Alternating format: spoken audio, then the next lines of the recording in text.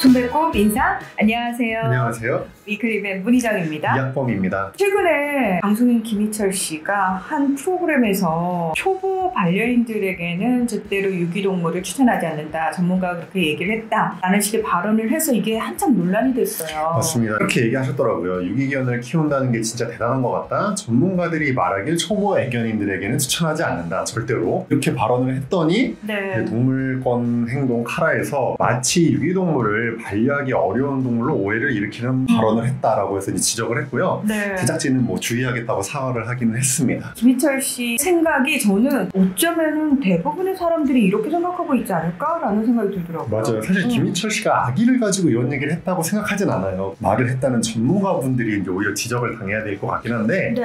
일반 국민들도 사실 똑같이 생각을 하고 있습니다.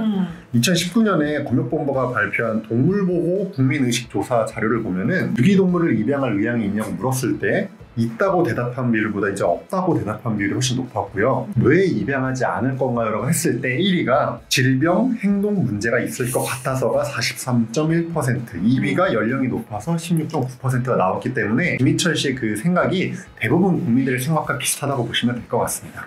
유기동물에게 뭔가 문제가 있을 것 같다라는 느낌이 들게 하는 게 유기동물과 관련된 프로그램들을 보면요. 이상하게 관리되지 않는 보호소의 모습이라든지 또는 굉장히 문제가 심각한 애니멀 홀더의 모습이 주로 비치거든요. 맞습니다. 이제 그런 이미지들이 머리에 각인이 된 것 같아요. 맞아요. 최근에는 잘 관리되고 있는 보호소들도 많은데도 불구하고 굉장히 시설이 열악하고 개체 관리가 안 되는 그런 사설 보호소 모습 또 애니멀 호더 모습이 보이니까 유기동물 다 저럴 것 같고 저렇게 관리되니까 당연히 피부병 있을 것 같고 질병 있을 것 같고 맞아요. 행동 문제 있을 것 같고 이런 이미지가 각인이 되는 것 같은데 최근에는 지자체들이 서울 동물복지지원센터, 서초 동물사랑센터, 경기도 반려동물 입양센터, 동대문구 발라당 입양 카페 이런 식으로 도심지에다가 입양센터, 입양 카페를 만들어놔요. 근데 여기 한번 꼭 가보시기를 추천드립니다. 그러면 최근에는 유기동물들이 얼마나 잘 관리받고 있는지를 확인하실 수 있을 거예요. 그걸 TV에 좀 많이 보여달라니까요. 실제로 도심 한가운데 있는 입양센터들 예쁘게 꾸며놨잖아요. 아이들 건강검진도 수의사 선생님들이 직접 하신다면서요? 맞습니다. 여기는 지자체에서 운영하는 곳이다 보니까 지자체 소속의 공무원 수의사분들이 있잖아요. 네. 이분들이 거기서 다 건강검진하고요, 중성화 수술하고요, 예방접종 해주고요, 구충까지 다 하는 거예요. 그러면 분양받는 강아지들보다 오히려 이런 유기동물이 더 잘 건강할 수도 있다는 게 제 개인적인 생각입니다. 보호자가 하나하나 신경 써서 자기 돈 들여서 다 해야 되는 거를 수의사 쌤들이 미리 다 해주시고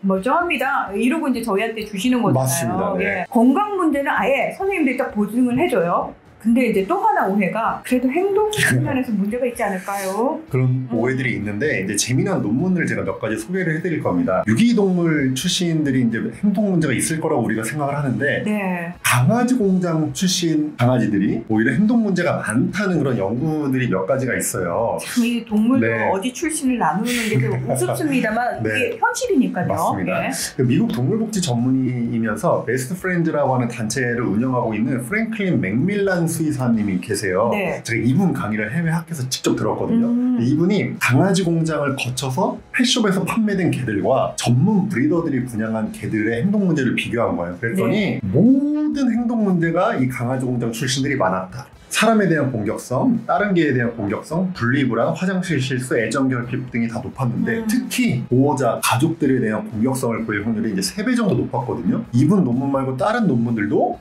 이 강아지 공장 출신 개들이 보호자, 주인에 대한 공격성이 훨씬 높았다라는 결과들이 다 왔습니다. 그러니까 오히려 관리받은 유기동물들의 행동 문제가 더 적을 수도 있어요. 그런데도 불구하고 사실 많은 사람들이 어떤 생각을 하냐면은 이 아이가 건강에 문제가 있거나 또는 행동에 있어서 어떤 문제가 있으니까 버려둔 거 아니겠어? 라는 오해를 하신다라는 거죠. 피해자에게 책임을 묻는 행태거든요, 이게. 그렇죠. 그러니까 보호자의 책임이 아니라 개에게 문제가 있으니까 버려줬겠지. 그렇죠. 그렇게 생각들을 하시는 것 같은데 실제 지자체의 동물보호센터에 입소된 유기동물들을 분석을 해보면 보통 아파서 버려지려면 좀 나이가 든 개체일 확률이 높잖아요. 그렇죠. 그런데 실제로 2010년부터 2017년까지 7년 동안 발생한 유기동물 중에서 이제 58만 마리를 분석을 해봤더니 중증 질환이 발생하기 쉬운 7년형 이상의 노령견이 8.9%밖에 안 됐고요. 그 지자체 동물보호센터에서 이제 입소될 때 외관을 확인을 해가지고 입력을 하거든요. 입력한 걸 분석해봤을 때도 그런 게 거의 없었어요. 유기동물의 절대 다수가 어리고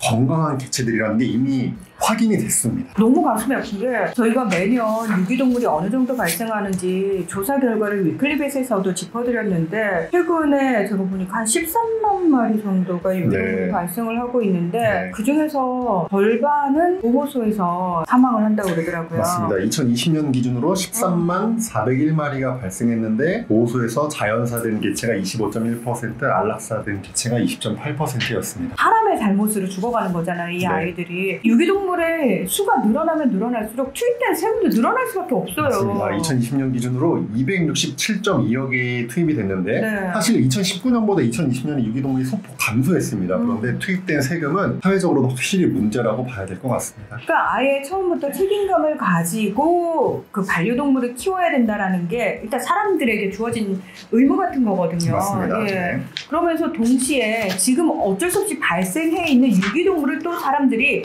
어떻게 잘 책임질 것인가를 고민해야 될 때거든요. 맞습니다. 네. 그나마 다행스러운 거는 최근에 나온 설문조사 결과를 보니까 네. 인식이 좀 개선되는 게 보이긴 보여요. 2021년 동물복지 정책 개선 방향에 대한 국민의식조사라고 어웨어가 발표한 자료가 있는데요. 네. 유기동물이 왜 발생하냐고 생각하냐고 물어봤을 때 1위가 반려동물을 기르는 사람의 책임인식 부족이 선정이 됐습니다. 그래서 이제 조금씩 인식이 바뀌는 것 같고요. 네. 유기동물이 오히려 건강하고 신체적으로 그리고 행동학적 문제도 적을 수 있다고 말씀드렸음에도 불구하고 유기동물 입양이 좀 꺼려진다. 근데 이제 강아지 공장 출신 펫숍 입양도 좀 싫다라고 하시는 분들이 있다면 이제 전문 브리더를 통한 입양을 한번 고려해 보시기를 바랍니다. 네, 이 전문 브리더라고 저희가 말씀을 드렸습니다만 일상적으로 쉽게 접할 수 있는 부분들은 아니거든요. 맞아요. 그래서 예. 잘 검색을 해보셔야 돼요. 왜냐면은 맞아요. 전문적인 브리더라고 해도 아직 국가에서 뭐 인정하는 자격 기준도 없고요. 브리더라고 하면서 강아지 공장보다 더 심하게 하시는 분들도 있기 때문에 잘 찾아보시길 바랍니다. 네. 나중에 기회가 되면 위클리벳에서 그 부분과 관련된 얘기도 한번 해볼 거고요. 네. 일단 지금 우리 주변에 있는 유기동물 결국은 사람의 잘못으로 발생한 유기동물이거든요. 그래서 끝까지 우리가 스스로 책임지는 자세로 동물들을 좀 바라봤으면 좋겠다라는 당부의 말씀드리면서 오늘 위클리벳은 여기서 마무리하겠습니다. 함께해 주셔서 고맙습니다. 감사합니다.